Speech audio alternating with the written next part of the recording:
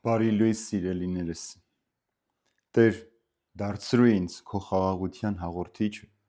որպեսզի որտեղ ատելություն կա, սեր բերեմ, որտեղ սուտ կա, ներողամտության ոգի բերեմ, որտեղ անհամաձայնություն կա, ներդաշնակություն բերեմ, որտեղ մոլորություն կա, ճշմարտություն բերեմ, որտեղ կասկած կա, հավատ բերեմ, որտեղ հուսահատություն կա, հույս բերեմ, որտեղ ստվեր կա, լույս բերեմ, որտեղ տրխություն կա, երջանկություն բերեմ, Տեր։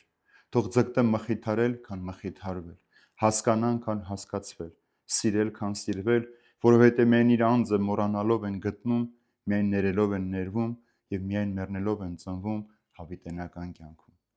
Սիրելի Հիսուս, օգնիր մեզ, ուր էլ որ գնանք, սփռելու քո բուրմունքը,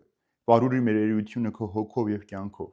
թափանցիր և տիրիր մեր գոյության այնքան կատարելապես, որ կարողանա լինել միայն քո գոհության արտացոլումը։